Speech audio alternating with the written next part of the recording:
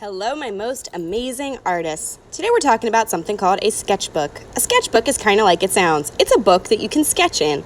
A sketchbook could be big, small, plain, or colorful. It could be a place where you can do paintings. Maybe it's only made for drawing. It's totally up to you and that type of sketchbook. Today we're going to be making our very own sketchbooks. It's going to be a place for us this year to plan and practice drawing or say a certain type of artwork, because all artists need practice no matter how much money they make. If they make millions of dollars and are already in museums, they still have a sketchbook because it's a great way to draw what they see as they travel or maybe get a new idea. It's a place to jot that down so that you don't lose it. Also, it could be a place where you do finished works. Maybe you spend a long time drawing on a sketchbook drawing. But it can also be a place to make mistakes without having to erase. It's a place to experiment with a new style, maybe imitate an artist that you like, try out a new art material. It's a great place to experiment and try new things without having to worry about it being perfect, because there's no such things as mistakes in art, just happy accidents.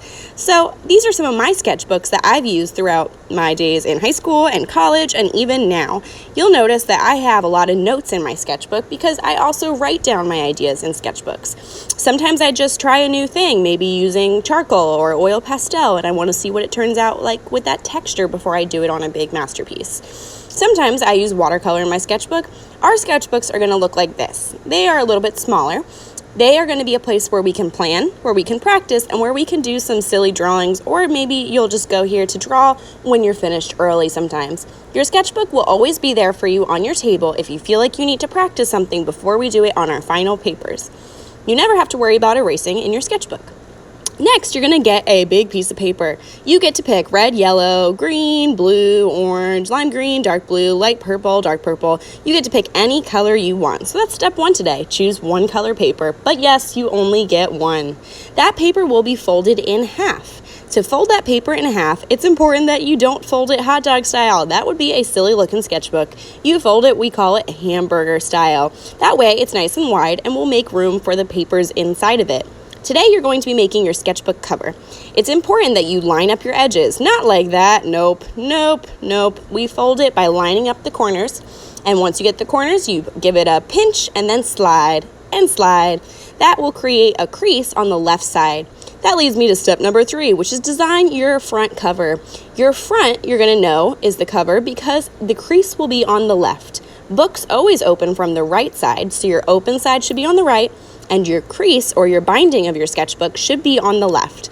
Now let's review that one more time, shall we? You're going to be choosing one piece of paper today, just one, and make sure that it's the one that you're going to be happy with all year, and then you're going to fold it. No, not hot dog style. You're going to fold it hamburger style. Nope, not like that, Miss Q. No, nope, still not right. Oh, there we go. You're going to match up the corners and then give it a pinch and then give the other side a pinch. Use your pincher fingers, your crab claws to pinch and then slide and slide. That will give you a nice folded piece of paper that's nice and even like a book. Now make sure that your book opens from the right. That would mean that the open side is on the right side of you and the closed side is on the left. Now today you will notice that on your table you have a paper that shows you how to do something called bubble letters.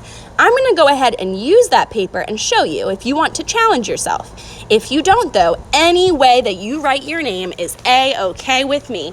So I'm going to sketch out my name with a pencil very lightly to start. I'm starting in pencil, light, till I get it right. Then I'm going to hug all of my letters like a bubble would hug them around. Then inside of that bubble, I can erase the first letters that I drew. That's going to be an easy way to draw a bubble letter. But if that's too much of a challenge for you, just write your name. Any way that you know how to write your name is A-okay with me.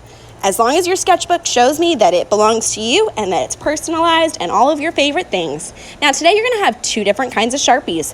One regular that's a little bit thicker of a point, and one that has a black point on the end that is a fine point Sharpie. That makes really tiny lines. Either Sharpie that you use, you want to be careful to keep the point nice and pointy by not pressing down too hard. I'm going to outline all of my pencil lines so that it really stands out. Then I can always erase. Ooh, if you make a mistake that you can erase with a Sharpie, It's okay. Turn it into a happy accident. So even though somebody accidentally marked a big line of Sharpie on my paper, I'm not going to cry about it. I can turn it into something else, a happy accident, a beautiful oops. But if you really decided that you just can't fix it, there is something else we can do, and I'll show you, that doesn't involve getting a new piece of paper.